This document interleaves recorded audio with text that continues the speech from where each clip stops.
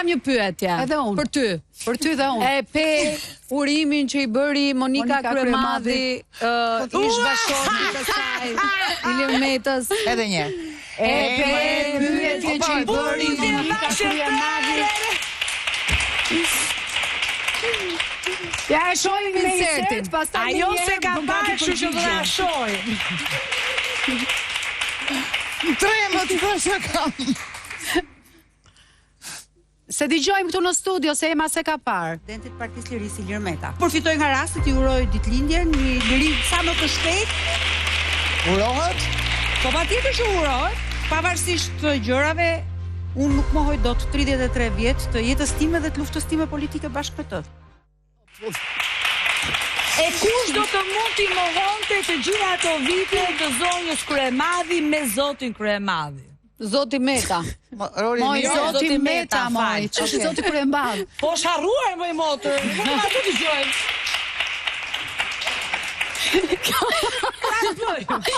Si e shihni ju këtë gjest, goca?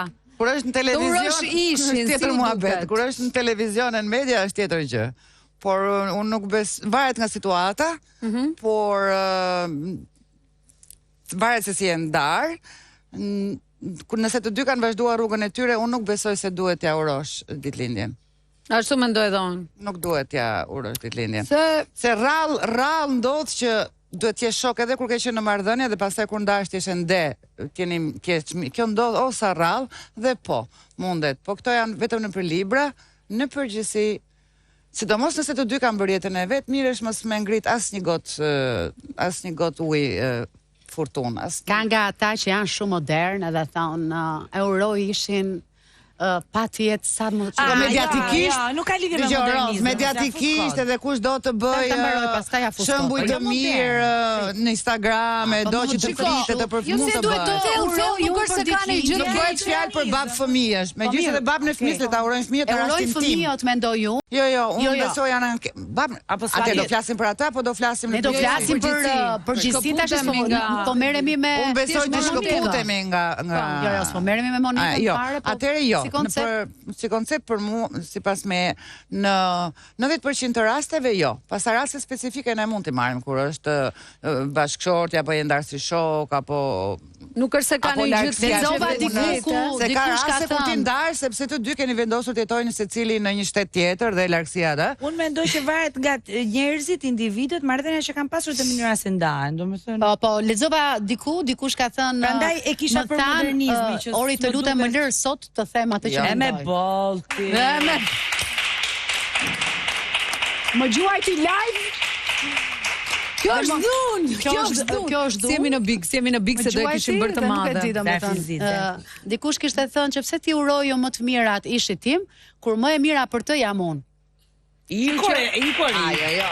Amir, bëj, ishte biseda, ati urojmë ditëlindjen, se më të mirën sigurisht ja ditëlindjen, jo. Nëse të dy kanë fillu jetët e tyre, nuk është e lehtë, më mirë mos ja çosh, pse ja çon. Bravo, le të bëjmë një rezume, ja urojmë ditëlindjen kudo që janë, por nuk na intereson fare. Po vitin e ri. Unë jam unë për vete i kam kesh Valentin. Unë jam mbaj më ditëlindjen. Unë rastësisht takova një mikeshën time përpara 2 ditësh që është avokate, në fakt ajo jeton në Durrës, po vjen shumë shpesh për këto seancat gjyqësore që kanë në lidhje me ndarjet, edhe po më tregonte se sa shumë është shtuar numri i divorceve, që sigurisht të gjithë e dim këtë gjë, dhe po më tregonte absolutisht edhe nga ana tjetër që vazhdojnë edhe sot në vitin në cilin jetojmë, që ndarjet janë me të vërtet shumë të vështira, shumë tragjike, me shumë luftra në të cilet janë pjesë edhe fëmijët.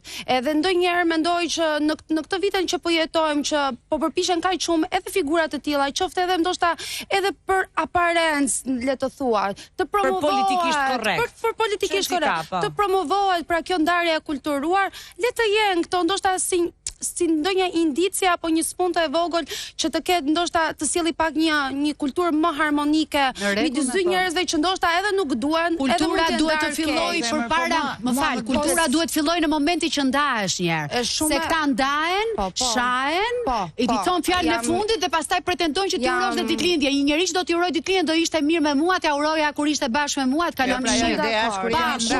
Se faji është gjithmonë në mes kur ndahen. Po në rastin nuk ndaren për shkak gjithmonë të njëri. Prandaj nuk mund të japim një mendim të përgjithshëm. Vjen nga të dy ndarja. Po çështja është që luftrat e divorcit janë nga të dy ndarja. Po nga të dy vjen. Përderisa ka kaluar, ka ardhur deri në pikën sa të prishet një familje. Okej, njëri ka parakaluar, po deri diku janë, domethënë, deri diku e kanë lëshuar të dy në një farë mënyrë marrëdhënie, pavarësisht se njëri mund të ketë parakaluar normalisht. Ama mendoj që sot divorcet në Shqipëri janë, po njëherë fëmijët përdoren në mënyrë të frikshme dhe e gjithë hakmarrja kundrejt ish bashkëshortit ose kundrejt ish bashkëshortes po bëhen top fëmijët, sepse edhe unë diskutoj shpesh këtë me një mikeshën time avokate e cila është lodhur dhe më thotë dua të heq dorë nga civilja, sepse është shumë e lodhshme të merresh me divorcet, sepse në mes janë shumë djenja, shumë debate, shumë sherrë dhe mbi të gjitha në fund fëmia është ai që merr riskun edhe pasojat më të mëdha. Si do reagoje ti nëse një ish të uron? Është urimi për ishin, po. Shiko, mos e mbani vetëm të divorci, se unë dal nga tema. Jo, se mund të jesh i dashur, këtu e kisha fjalën, nëse si edhe jo. Mi pra e tash më të gjerë. Eksa po. Nëse eksi jo të uron, si do ndiheshe? Faleminderit, do ta shijoja, do shija si shenjë respekti me thënë drejtën. Mund të kujtohesh ata bëj edhe unë bek, po gjasat janë që unë i harroj datat. Ashtu, ashtu si mbajmë datat e ishin. Nuk e mbajmë, domethënë se ne po flasim në parim. Edhe Sheri thot, ndoshta është mirë që t'jepen këto gjestet mediatike se ndoshta shtyje. Për të gjithë brezat që vinë që mund të gjenden në situata të tilla, se nga që është normalizuar kaq shumë kjo lufta, jo vetëm kur je pranë në një raport siç është martesa, po edhe kur ndahesh nga i dashuri. Pra dëgjojmë vetëm raste që vetëm shahin njëri tjetrin, flasin fjalë po, dhe për hir të paktën të kohërave të cilën ju keni kaluar, qoftë si të dashur, si partner të fejuar apo të martuar, nëse qëllon mundësia apo momenti që të kujtohet apo në raste të tilla që dikush të pyet, ti e uron dhe shiko, për mua është delikatë, që ti mund të kesh shumë të drejtë, sepse do të ishte fantastike që dy njerëz të vazhdojnë komunikimin e tyre qytetar. Por nëse ti sipas meje, edhe unë këtë e përdor, nëse ti fyen shan në publik ose jo në publik, qoftë në shoqëri, nëse deri djeni shar, njëri tani më është ishi yt, e denigron publikin. Ti ke denigruar mos pari veten. Sa përqind ndodh në Shqipëri kjo gjëja? Pafund do zemër vetëm për njerëzit publik. Domethënë nëse kemi statistik më shumë ndodh që një çift të ndahet si të martuar, si partner me këto gjasa që e thon fjalën e fundit, se sa të ndahen apo ti shan Paris se kisha uruar. Shiko, Rozë, mund edhe të ndash me fjalën e fundit, po kur bie gjithë vrulli i valës, mund edhe të kesh mundësi të rikomunikosh, mund të jetë dëshmas shumë vitesh.